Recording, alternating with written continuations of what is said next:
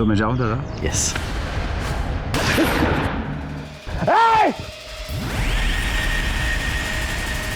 दादा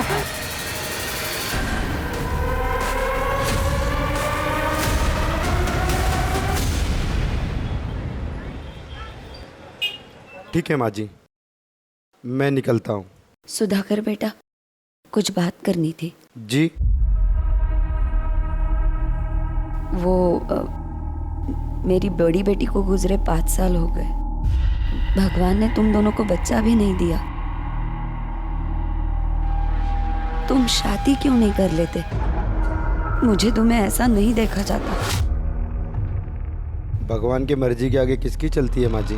पल्लवी को भी उस लड़की ने धोखा दिया। मुझे तो कुछ समझ में नहीं आ रहा है, मैं क्या करूं। सुधाकर, तुम पल्लवी से शादी कर लो ना। मैं पता नहीं कितने दिन जिंदा रहूंगी। माँ जी, मैं उससे 20 साल बड़ा हूँ। लोग क्या कहेंगे? लोग तो ऐसे भी कीचड़ उछाड़ते रहते हैं। सुधाकर, मैं जानती हूँ तुम मेरे पल्लवी को बहुत खुश रखोगे। हाँ बोल दो। अब आपको मना भी तो नहीं कर सकता माँ जी, लेकिन एक बार पल्लवी से पूछ लीजिए, उसकी मंजूरी भी तो जरूरी है। हाँ, मैं बात करती हूँ उससे।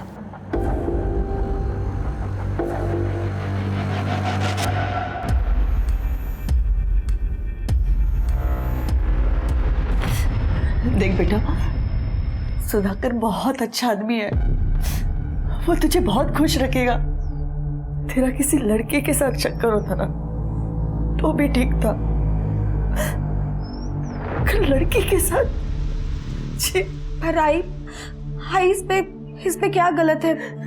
वीडियोस का तो लोग थूकेंगे आप पर। तू सुधाकर के साथ शादी के लिए हाँ कर दे, वरना मैं अपनी जान दे दूंगी। हाय तू ये क्या कह रही है? तू ऐसा कुछ नहीं करेगी।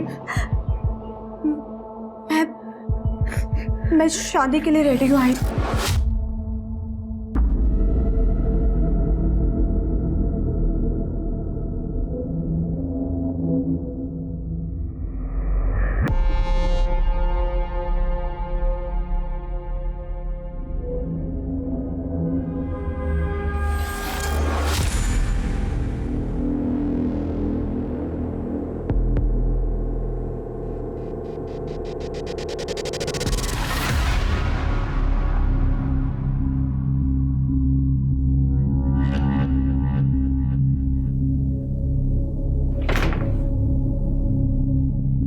सरप्राइज। कैसे लगा? बहुत खूबसूरत। लेकिन तुमसे ज्यादा नहीं। थैंक्स।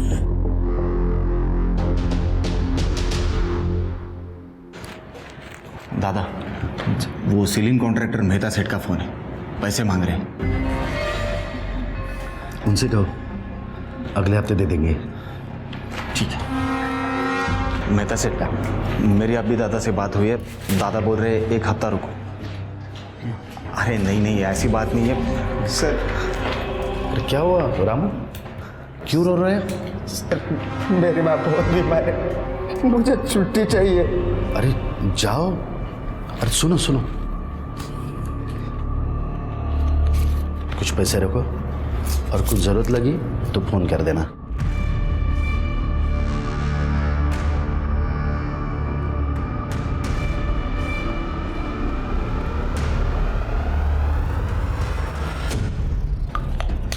हाँ वागड़े साहब, नहीं मैं कर दूंगा। अरे मैं कर दूंगा, बोला ना।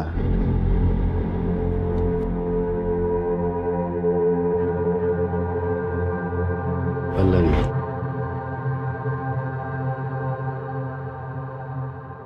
ये क्या कर रहे हैं आप?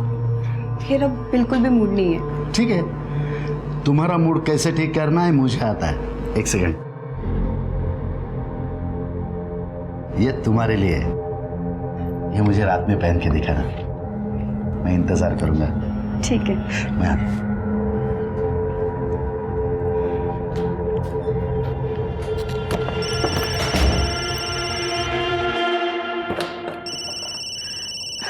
कुसुम, हाँ कुसुम, कैसी है?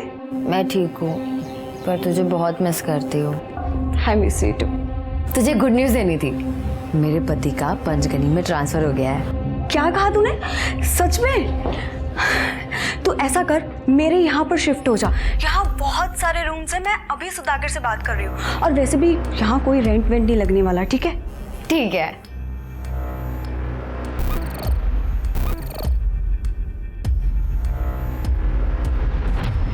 सुधाकर भाई, पैसा क्या रहो पूछो। नहीं, तारीख तो आज नहीं आती।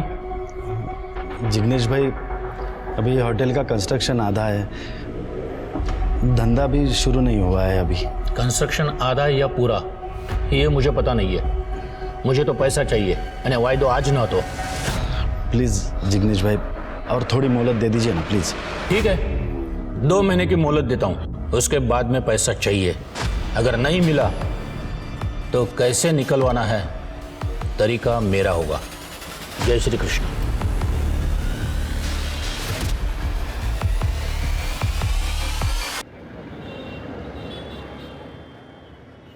मुझे आपसे एक बात करनी है।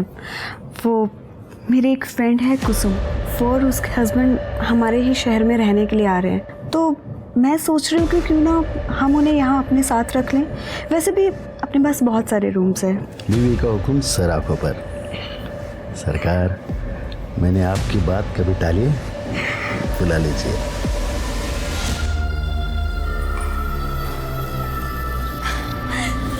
कुसुम,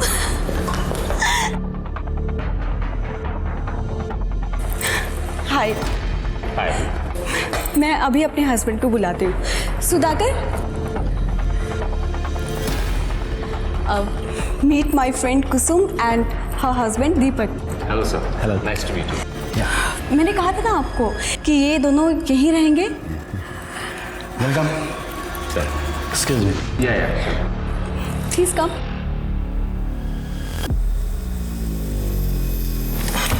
प्लीज वेलकम।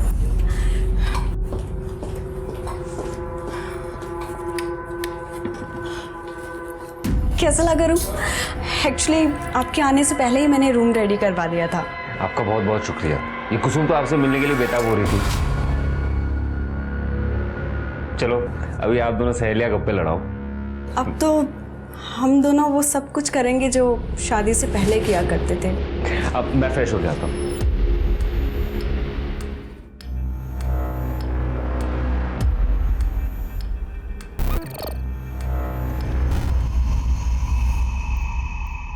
कैसे हो दादा? अरे शैलेश। दादा एक इंक्वायरी आई है। 8 साल के बच्चे की बर्थडे पार्टी है, बैटमैन थीम है, तो मैंने उनको आपका नंबर दे दिया है, बात कर लेना। Thank you very much Shailesh, तुम इतने ऑर्डर्स लाते हो, तुम्हारी वजह से ये बिजनेस चल रहा है। दादा एक बात पूछूं, अगर आपका बिजनेस इतना अच्छा चल रहा है तो फिर आप इसे बेच क्यों रहे हो?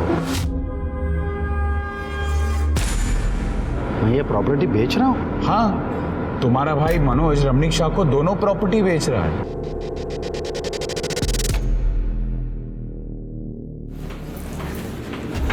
लीजिए चाय लीजिए। चाय। अरे रमणीक भाई, मुझे आपकी जुबान पे पूरा भरोसा है। मैं देखती हूँ। अरे दादा तुम्ही? मनोज कहाँ है? अंदर है वो रमणीक भाई के साथ। मनोज, तुमसे कितनी बार कहा है, जब तक मैं जिंदा हूं तब तक ये होटल नहीं बेचूंगा। और रमणीक भाई, यहाँ पे कोई डील नहीं हो रही, निकलो ऐसे। Get out. अरे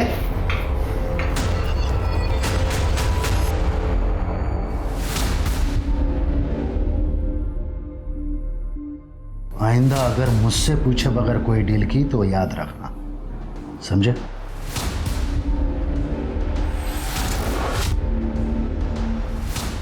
चाहे कुछ भी हो जाए, अब तो ये सब कुछ बेच के रहूंगा।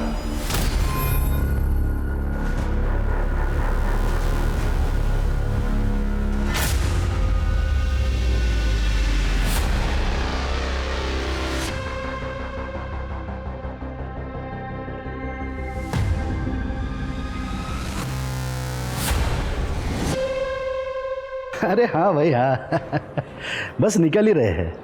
या पल्लवी को भी तो साथ लेकर आ रहे हैं भाई। या बाय। Excuse me sir. या सर मैंने सुना है आपकी न्यू होटल स्टार्ट हुई है। सर मैंने होटल मैनेजमेंट भी किया हुआ है और मुझे सेल्स का काफ़ी अच्छा एक्सपीरियंस है। सर मुझे जॉब की बहुत ज़रूरत है। क्या है कि ये होटल अभी अंडर कंस्ट्रक्शन है, ये होटल पूरा हो जाएगा तब आ जाइए। पर सर आप एक बार देख लीजिए ना सर। Please leave.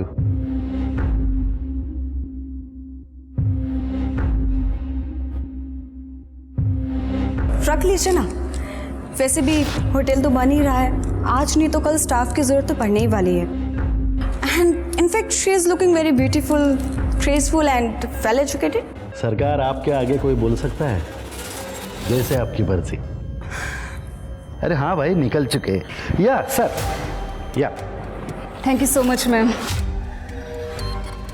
हमने तुम्हें जॉब पर रख तो लिया है, लेकिन तुम्हें वो सब कुछ करना होगा जो मैं तुम्हें कहूँगी। ओके मैम, मैं कुछ भी करूँगी।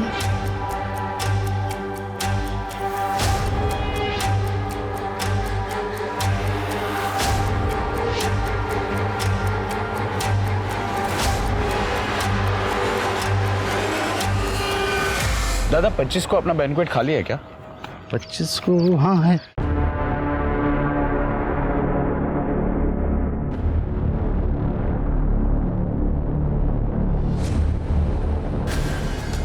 तो मैं जाऊँ दादा? यस।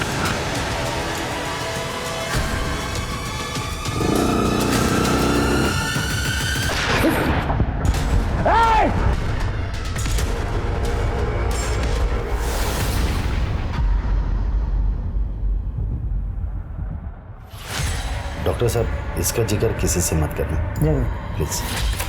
आइए मैं आपको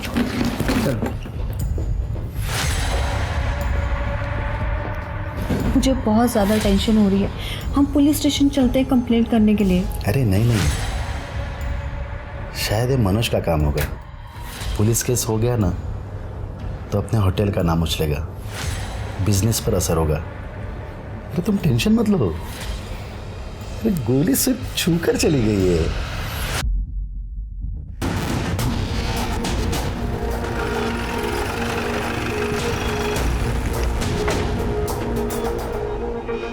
सर मैं ही शैलेश हूँ, मैंने ही आप लोगों को फ़ोन किया था। एक्चुअली सुधाकर दादा ने ये बात किसी को बताने के लिए मना किया था, लेकिन मैंने आपको फ़ोन करना सही समझा।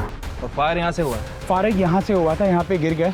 गोली कहाँ लगी थी सुधाकर जी? सर गोली उनके हाथ को छूकर चली गई। खड़े जरा वहाँ चेक करो सर, बुलेट मिलती है क्या?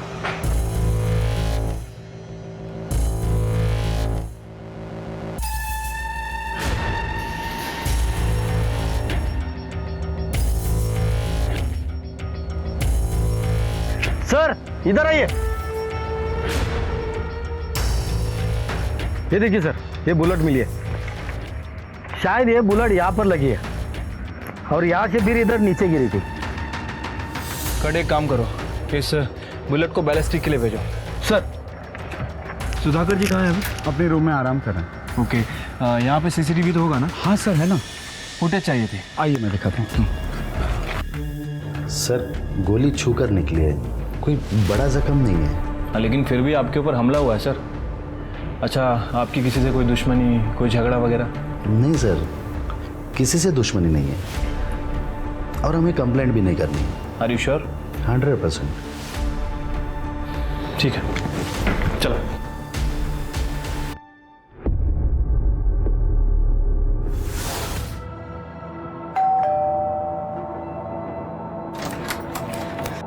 मनोज कहाँ है?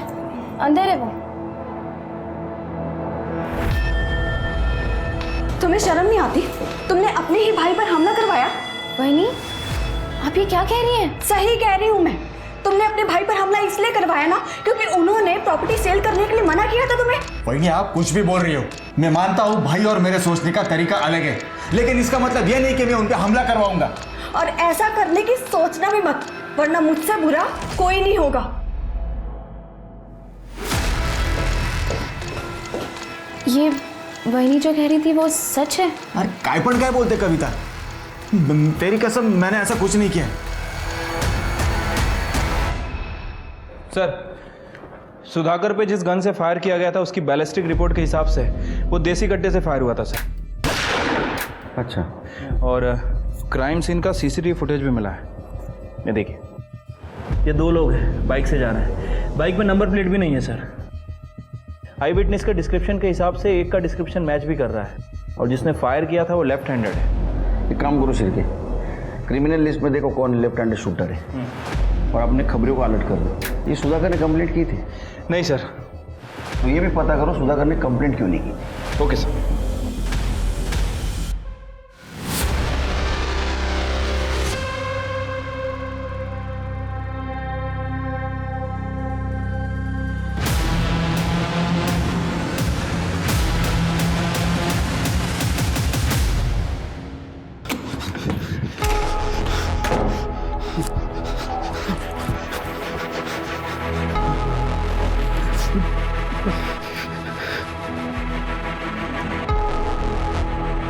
क्या हुआ आपको? आप इतने डरे डरे क्यों हैं? अरे कुछ बताएंगे आप? रुकिए मैं पानी देती हूँ आपको।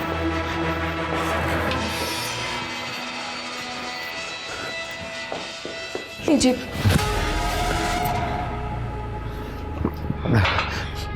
बताएंगे कुछ? क्या हुआ, क्या है? कांड हुआ। कांड? कैसा कांड? नहीं बता सकता। हम प्रॉब्लम में आ जाएंगे। प्रॉब्लम? कैसी प्रॉब्लम? तुम टेंशन मत लो, मैं सब संभालूंगा, लेकिन इस बारे में किसी से बात नहीं करेंगे। मैं संभालूंगा। फंस जाएंगे हम लोग फंस जाएंगे। अरे मेरी बात तो सुनिए, कुछ तो बताइए। फंस जाएंगे? सर ये लेफ्ट हैंड शूटर्स की लिस्ट है, कुल 135 नाम है इसमें। सर ये क्या? सर ये गणपत है, इसने रिसेंटली 3 लोगों को देसी कट्टे बेचे हैं, कपासवाड़ी में छुपा हुआ था। सब मारो मत। 3 जनों को बेचा था ना, बता। सब बताता हूँ सब।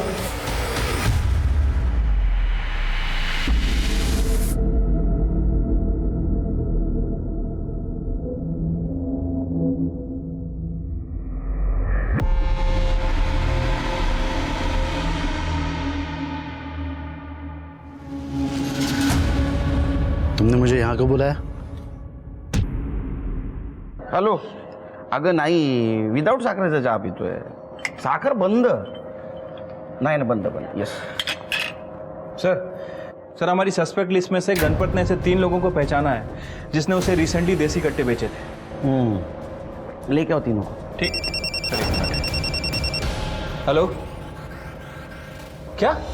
ठीक है सर, एक बॉडी मिली है। हे भगवान, कैसे हुआ?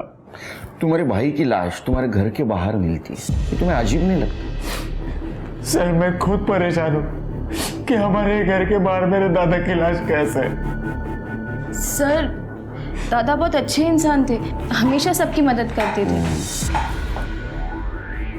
ये कौन? ये हमारे पेइंग गेस्ट है, कुसुम और दीपक। आपको मालूम है इस मर्डर के बारे में? नहीं सर, हमें भी अभी अभी पता चला है।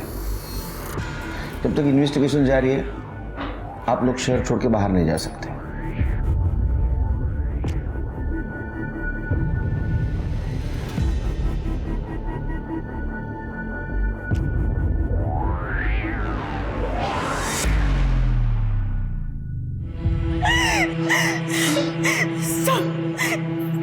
इनको इनके भाई ने मारा।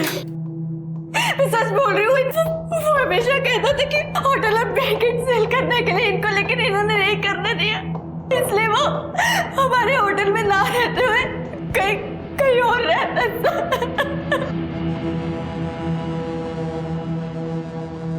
सर गणपत ने जिन 3 लोगों को पहचाना था उसमें से 2 लोग यूपी और झारखंड में हैं, लेकिन एक बंदा है जिसे रिसेंटली पंचगनी में देखा गया है, विनोद नाम है उसका। उठाओ उसको। ठीक है सर। ये सब मैं जीता। अरे अगला चल। बहुत शौक है ना लोगों का सुपारी लेने का? सुधाकर को तू नहीं टपका है ना? नहीं साहब, वो रमणीक शाह ने मुझे सुपारी दिया था सुधाकर को मारने का, लेकिन मेरा निशाना चूक गया साहब, मैंने नहीं मारा उसे। पहले हमले की नहीं, दूसरे की बात कर रहा हूँ। दूसरा हमला? साहब मैंने दोबारा हमला नहीं किया, वो तो मामला ठंडा होने तक मैं यहाँ पे छुप कर बैठा था। माँ कसम मैंने सुधाकर को नहीं मारा है। अरे उठाओ इसे।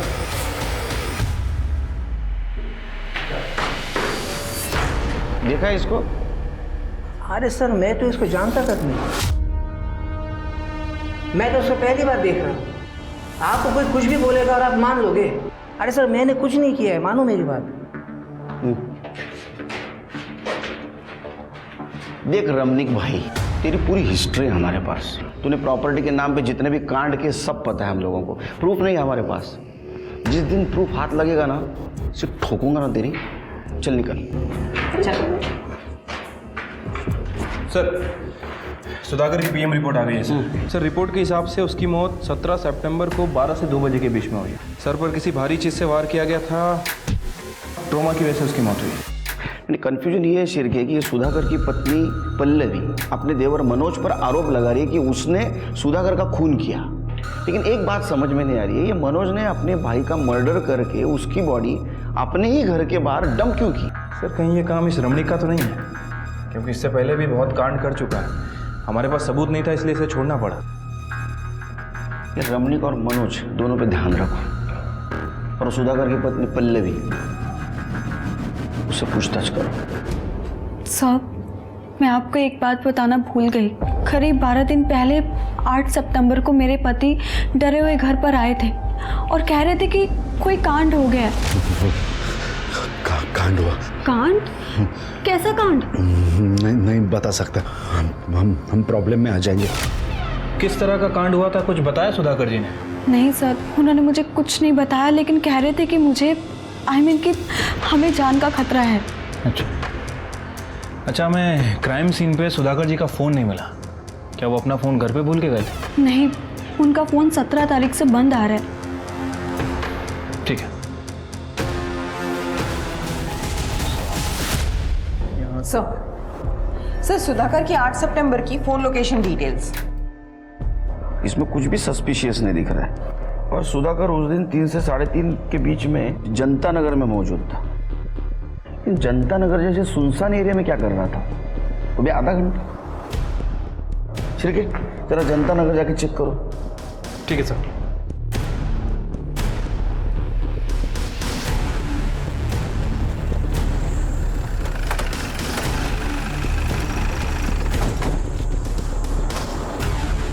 सुधाकर जी के फ़ोन की लोकेशन यही थी ना? हाँ सर।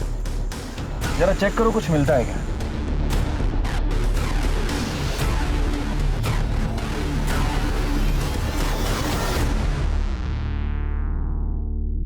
सर वो सैंडल के डिटेल्स का क्या हुआ? सर उस औरत ने बेस्ट क्वालिटी ब्रांड की 6 नंबर की चप्पल पहनी हुई थी। एक ही वेबसाइट पर अवेलेबल है और तकरीबन 58 औरतों ने 6 नंबर की उसी डिज़ाइन की चप्पल इस वेबसाइट से मंगाई है। सर उन सारी औरतों की इंक्वायरी कर रहे हैं। सर ये विनोद जिसने सुधाकर जी पे हमला किया था, सर ये रमणीक शाह का नाम ले रहा है। लेकिन मुझे इसके ऊपर शक है सर, क्योंकि विनोद के अकाउंट में सुधाकर जी के भाई मनोज ने पैसे ट्रांसफर किए हैं।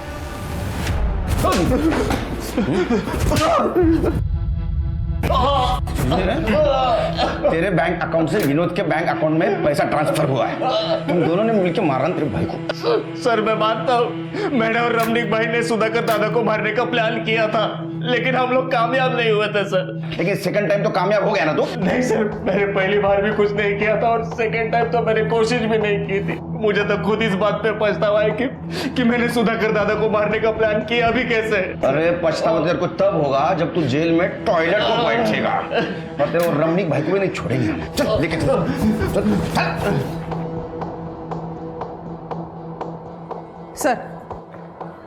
सर बेस्ट क्वालिटी ब्रांड की सैंडल खरीदने वाली 57 औरतों से हमारी बात हुई है। सारे के सारे सही सलामत है, सिवाय एक औरत के। उसका नाम शोभा मेहता है। यही के बिजनेसमैन प्रकाश मेहता की बीवी है वो। सर लेकिन शोभा मेहता की कोई भी मिसिंग कंप्लेंट दर्ज नहीं हुई है। तो इसका मतलब सुधाकर जिस कांड के बारे में बात कर रहा था शायद वो यही कांड होगा। क्या ये सुधाकर शोभा मेहता को जानता था? ये दोनों के मर्डर का आपस में कुछ ना कुछ कनेक्शन जरूर लग रहा है। प्रकाश मेहता से बात करो। सर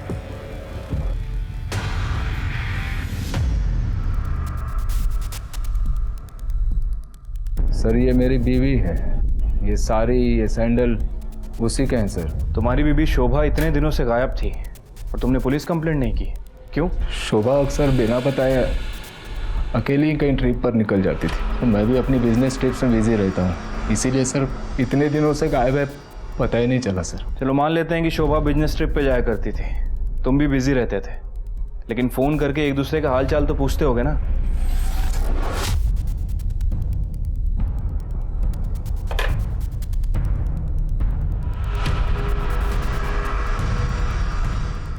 अच्छा, तुम किसी सुधाकर माने को जानते हो?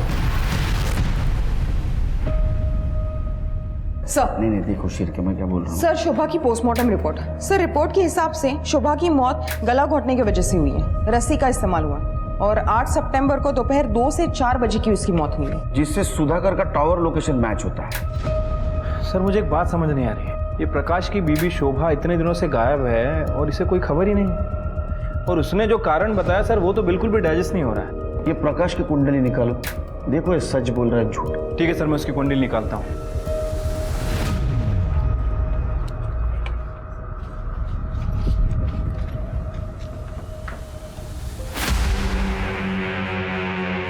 कहाँ जा रहे हो? सब कपड़े इस्त्री को देने के लिए। मेहता के घर में कितने साल से काम कर रहे हो? 4 साल से। 4 साल से? मतलब तुम्हें तो पता ही होगा कि उसके घर में क्या होता है क्या नहीं। तो तुम्हारे साहब और तुम्हारी मैडम के संबंध कैसे? साहब वो मैं घबराओ मत, तुम्हारा नाम नहीं आएगा, बताओ। वैसे तो हमारे साहब बहुत अजीब, मतलब अगर काम रहता है तो वो नॉर्मल रहते हैं, लेकिन जब शराब पीते हैं तो अचानक जानवर बन जाते हैं।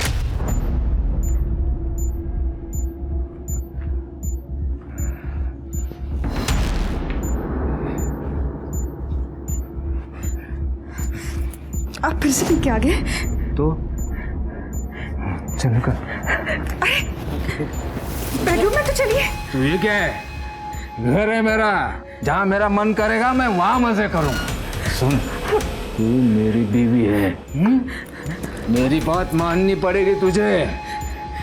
तू कहाँ जा? इधर ही रुक और देख, मजा आएगा तुझे। चल रुक जाइए ना, छोड़ दीजिए मुझे। प्रकाश साहब तो अपने दोस्तों के सामने भी शोभा मैडम के साथ बहुत बार ज़बरदस्ती करते थे। सब मैडम का कोई नहीं था ना, इसलिए मैडम सब कुछ बर्दाश्त करने लगी और कुछ दिनों बाद घर के बाहर रहने लगी। तुम्हें लगता है कि ये प्रकाश तुम्हारी मैडम का मर्डर कर सकता है? साहब ये मैं कैसे बोल सकता हूँ, मुझे जो कुछ पता था मैंने आपको बता दिया साहब। अब मैं जाऊँ, नहीं तो साहब गुस्सा करेंगे। ठीक है, जाओ। स्वाति, ये प्रकाश एक नंबर का कमीना आदमी है। मुझे लगता है कि इसने अपनी बीवी का मर्डर किया है या फिर किसी से करवाया है, और ये सब होते हुए उस सुधाकर ने देख लिया था। प्रकाश ने सुधाकर को भी रास्ते से हटा दिया। हाँ सर, हो सकता है, पॉसिबिलिटी तो है। एक काम करो, शोभा और सुधाकर इनकी और डिटेलिंग करो। आई एम श्योर कुछ ना कुछ हाथ जरूर लगेगा। सर, हमें तुम्हारे घर की तलाशी लेनी है। हाँ, शौक से लीजिए। कड़े सर।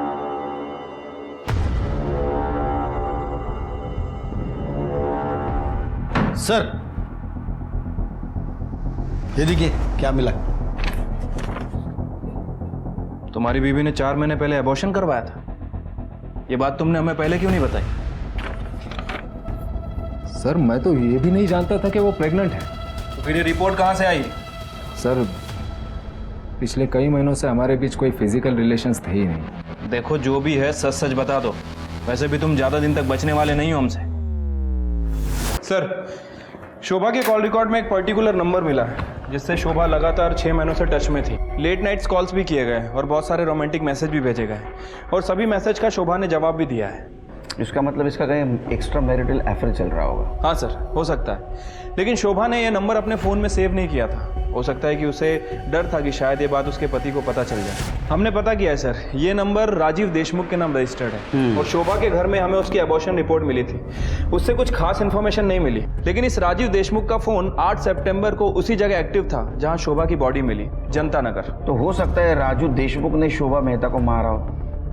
राजू को ढूंढो जल्द से जल्द। ठीक है सर। सर मनोज के पेइंग गेस्ट कुसुम और दीपक दोनों की इंफॉर्मेशन निकाली। वो पहले सुधाकर के होटल में रहते थे, लेकिन कुछ दिन पहले वो मनोज के यहाँ शिफ्ट हुए। सर ये कुसुम और सुधाकर की बीवी पल्लवी पुराने दोस्त हैं। फिर पता करो कि वो सुधाकर के होटल से क्यों शिफ्ट हुए थे। सर होटल छोड़ा नहीं था, छोड़ना पड़ा था। सर एक दिन मैं भैया से बात करने के लिए होटल चला गया था, तो मैंने देखा कि हॉल में भैया और दीपक में किसी बात पे झगड़ा चल रहा था। इसके आगे एक लफ्ज भी कहा ना तो यहीं पे मार डालूंगा। अपनी बीवी को उठा और आज ही हमारा घर छोड़कर चला जा। तुम्हारी शक्ल भी नहीं देखनी मुझे। दादा दादा छोड़िए आप, चलिए आप चलिए।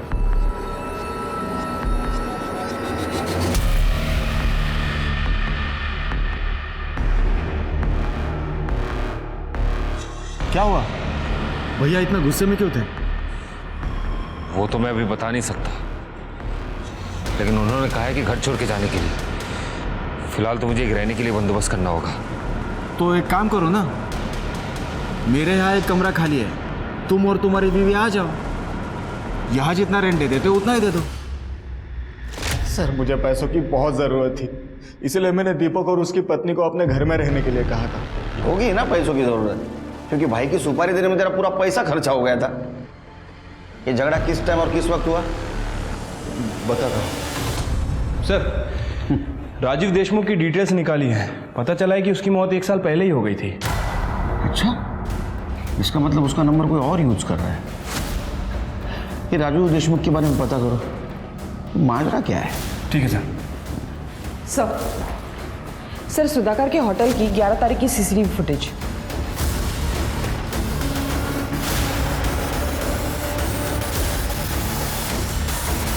हिरासत में लो इसको। सर मैं आ तो रहा हूं। देखा झगड़ा क्यों हो रहा था? क्या ऐसा तो नहीं कि सुधाकर को तूने मार दिया? अरे नहीं सर, ऐसा मैंने कुछ नहीं किया। कर दे सर। बोल। झगड़ा किस बात को लेके हो रहा था? सर एक्चुअली मेरी बीवी कुसुम और पल्लवी, इन दोनों के बीच में अफेयर चल रहा था। दोनों लेस्बियन है सर।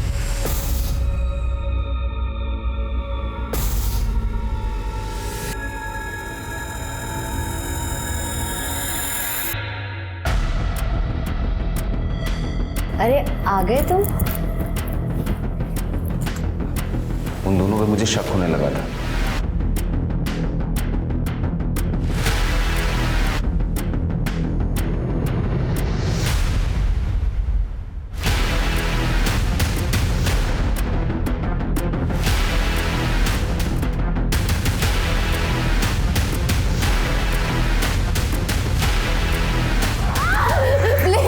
प्लीज मुझे माफ कर दो। प्लीज प्लीज प्लीज मेरी वीडियो डिलीट कर दो। वीडियो डिलीट कर दो? लेकिन मेरा गुस्सा शांत नहीं हुआ सर। मुझे वो वीडियो सुधाकर को दिखाना था, इसलिए मैं अगले दिन सुधाकर से मिलने गया। क्या बकवास कर रहे हो? शर्म नहीं आती? इतना गंदा इल्जाम लगाते हो मेरे बीवी पर। पल्लवी मुझसे बहुत प्यार करती है, इसके खिलाफ एक शब्द भी नहीं सुन सकता मैं। मेरे पास प्रूफ है, रिकॉर्डिंग किया है मैंने। बिना प्रूफ के आपके पास नहीं आता मैं। एक मिनट, वो वीडियोस बहुत आते हैं ना, तो पता नहीं चलता। एक मिनट में इसके आगे एक लफ्ज भी कहा ना तो यहीं पे मार डालूंगा। सुधाकर ने मुझे होटल छोड़ के चले जाने को कहा। मेरी बीवी बहुत रोई, गिड़गिड़ाने लगी। मुझे लगा कि इस मैटर को यही बंद कर देते हैं। वैसे भी सर, लोगों को जाके बताएंगे तो वो लोग मुझ पे हंसेंगे ना। चलो थैंक यू सर। छिड़के मुझे नहीं लगता सच बोल रहा है।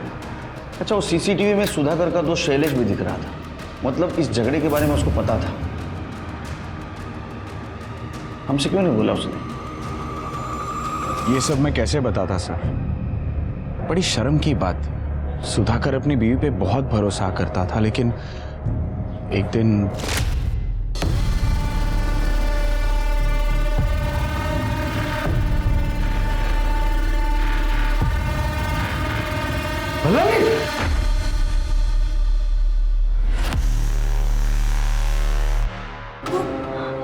आप जैसा सोच रहे वैसा कुछ नहीं है। Shut up! मैंने जो सुना था वो सब सच था। अरे क्या क्या नहीं किया मैंने तुम्हारे लिए।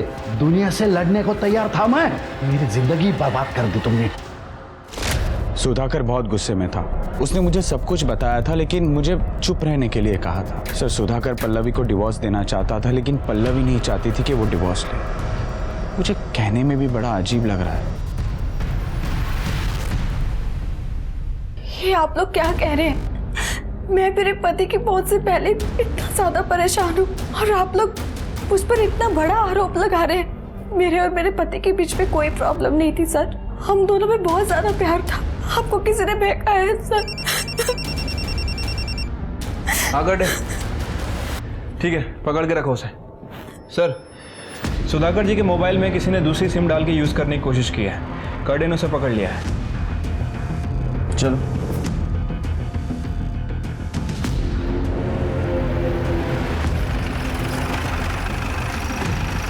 सर, सुधाकर का मोबाइल इसको ही मिला था या एरिया में। किस जगह मिला था बता सकते हो? हाँ सर। चल।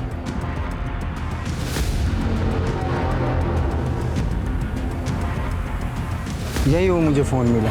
करने स्वाति भगा के सापड़ देगा। मतलब बॉडी को यहाँ से घसीटा गया।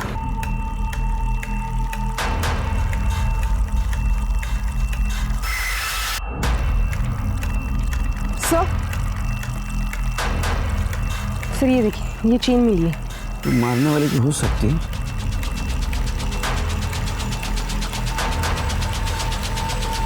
सर,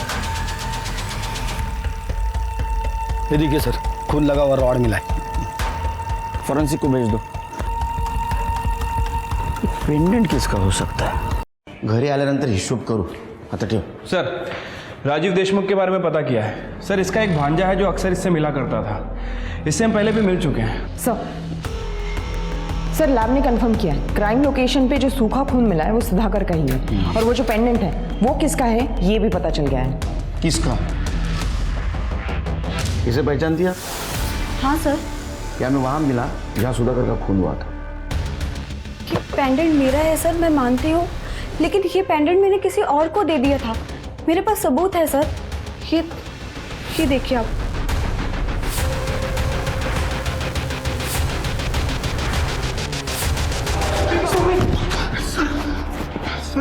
सर, आपको कुछ गलतफहमी हुई है। मैं बेकसूर हूँ सर। गलतफहमी हमें नहीं, गलतफहमी तुझे हुई है। ये देख, ये तेरे मामा राजीव देशमुख का फोन है जिसे तू पिछले 1 साल से यूज कर रहा है, उन्हीं के सिम कार्ड से। मैसेज दिखा। ये देख, इसमें तूने शोभा को शादी का वादा किया था। और एक और बात, ये देख, 8 तारीख को तेरे फोन का लोकेशन जनता नगर। अब बोलेगा या चमत्कार दिखाओ? कर गया नहीं सर, मेरा और शोभा का अफेयर चल रहा था। अभी बोला। शोभा अपने पति से बहुत परेशान थी सर, इसलिए वो मुझसे प्यार करने लगी। उसका अबॉर्शन कराने के बाद वो मुझसे शादी करने की बहुत जिद कर रही थी। मैं तुमसे शादी नहीं कर सकता, मैं शादीशुदा हूँ। शोभा, मुझे लगा कि हम लोग सिर्फ टाइम पास कर रहे हैं, लेकिन तुम तो कुछ ज्यादा ही सीरियस हो गई। मुझे धोखा दिया? नहीं। मेरा इस्तेमाल किया? नहीं शोभा, मैं तुमको नहीं छोड़ूंगी। शोभा, तुम्हारे घर वालों को बता दूंगी तुम क्या चीज हो। छोड़ो मुझे। नहीं। शोभा मुझे बहुत धमकियां दे रही थी सर, इसलिए मैंने उसे माफ़ी मांगकर जनता नगर मिलने के लिए बुलाया। और सुधाकर अपने क्लाइंट से मीटिंग करके हाईवे से गुजर रहा था। मुझे देखकर वो मेरे पीछे आया और उसने मुझे खून करते हुए देख लिया। दादा, क्या कर दिया तूने? सर, ये बात किसी को मत बताना प्लीज। अगर मैं इसे नहीं मारता तो ये मेरी जिंदगी बर्बाद करते थे। सुधाकर ने दोस्ती की खातिर मेरे राज को राज ही रखा।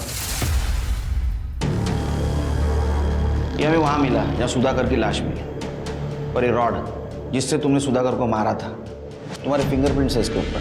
ये पेंडेंट मेरा है सर, मैं मानती हूँ, लेकिन ये पेंडेंट मैंने किसी और को दे दिया था। मेरे पास सबूत है सर। ये देखिए आप।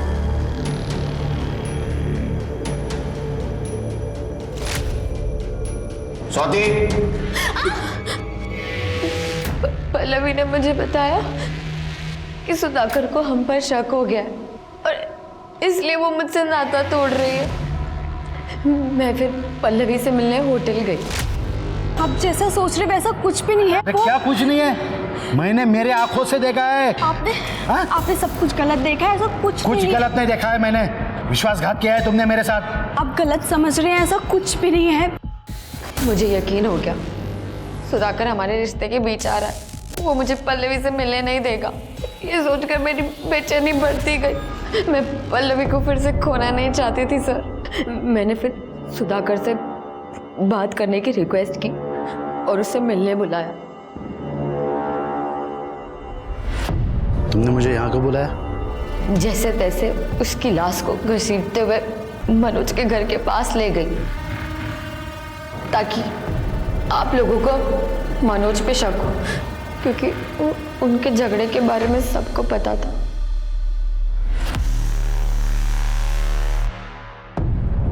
मैंने दीपक के मोबाइल से पल्लवी और मेरी वीडियो भी डिलीट कर दी।